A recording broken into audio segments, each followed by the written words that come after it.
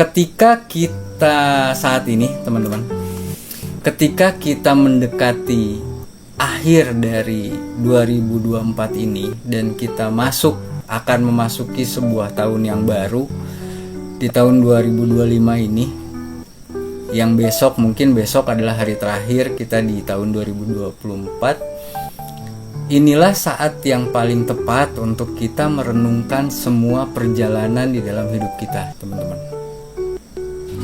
Yang mana fokus kepada langkah-langkah kecil yang menuju penyembuhan dan pertumbuhan di dalam diri kita. Jadi kalau kita bicara atau kita bahas refleksi diri gitu ya, atau resolusi 2025, wah keren banget bahasanya gitu. Resolusi 2025 satu gitu kan. Yuk kita lepasin beban emosional yang selama ini membelenggu kita.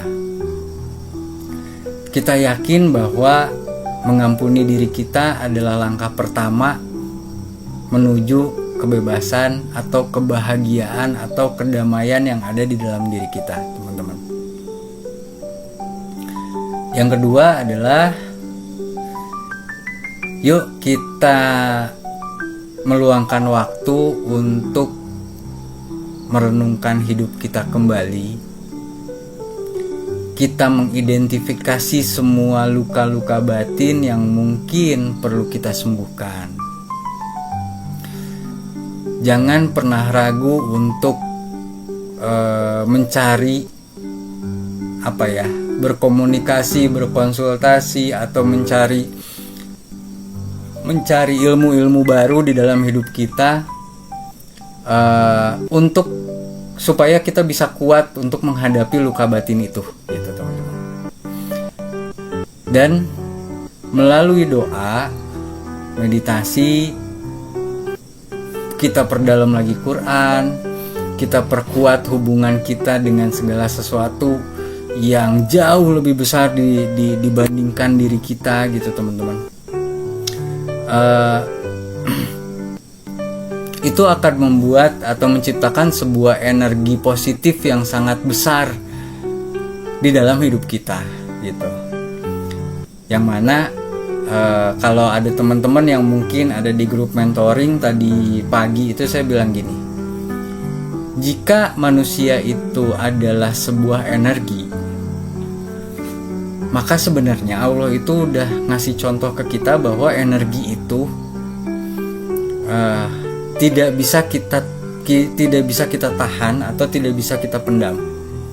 Karena segala sesuatu yang kita tahan atau kita pendam, itulah yang akan menjadi sumber penderitaan atau sumber penyakit untuk diri kita, gitu teman-teman.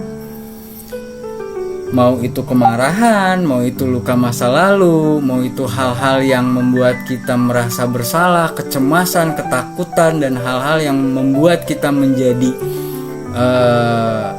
stagnan di dalam hidup kita, gitu. Semua energi-energi itu mulai kita lepaskan, mulai kita alirkan kembali, supaya kita bisa menemukan arti atau positif energi di dalam hidup kita, gitu loh teman-teman. Jangan lagi ada energi-energi negatif yang kita tahan, gitu. Pelajari untuk mengatakan sesuatu hal yang menurut kita hal itu tuh nggak kita setujui, teman-teman. Kadang-kadang ini yang paling susah, gitu.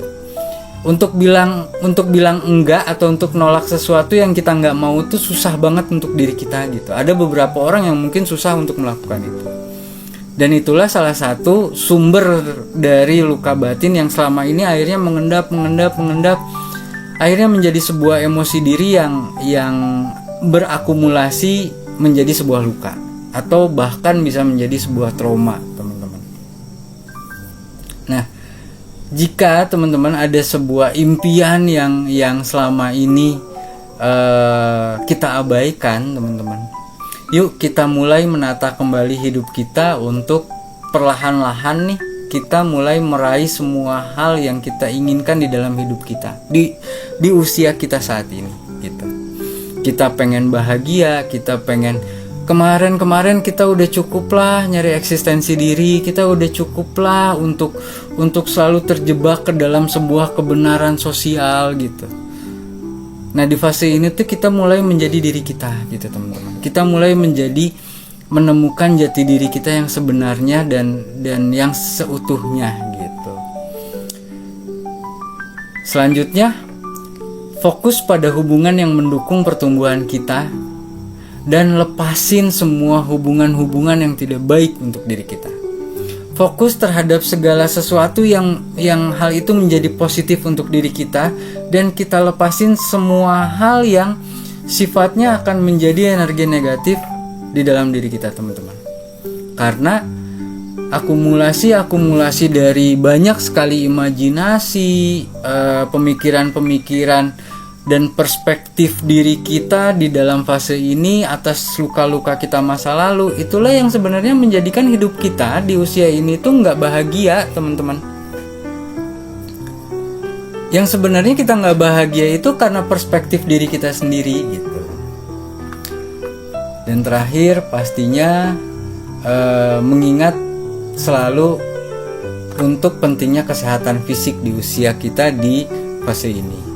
Karena inilah yang menjadi sumber utama energi kita. Kita merasa kita masih bisa berarti, kita merasa kita masih bisa bermanfaat untuk orang lain karena fisik kita yang sehat teman-teman. Jadi kenapa di fase ini kita harus menjaga fisik kita? Karena dengan itulah kita bisa menjaga spirit dan semangat kita untuk selalu ada di posisi netralitas yang positif gitu. Dan kita bisa menjadikan tahun depan, tahun yang baru ini sebagai tahun untuk belajar hal-hal yang baru, baik itu keterampilan, bahasa dan lain sebagainya, terserah gitu ya.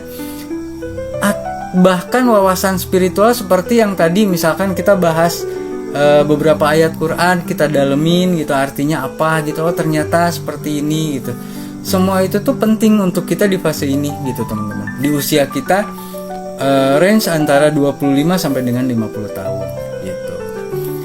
Mudah-mudahan teman-teman tahun 2025 ini bisa menjadi tahun di mana kita bukan hanya menyembuhkan luka batin kita, tetapi juga kita menemukan diri kita yang lebih kuat, lebih bijaksana, dan lebih penuh dengan kasih sayang. Setiap luka batin adalah bagian dari perjalanan hidup kita teman-teman. Dan setiap perjalanan itu selalu memiliki potensi untuk membawa kita menuju kebahagiaan yang lebih besar lagi.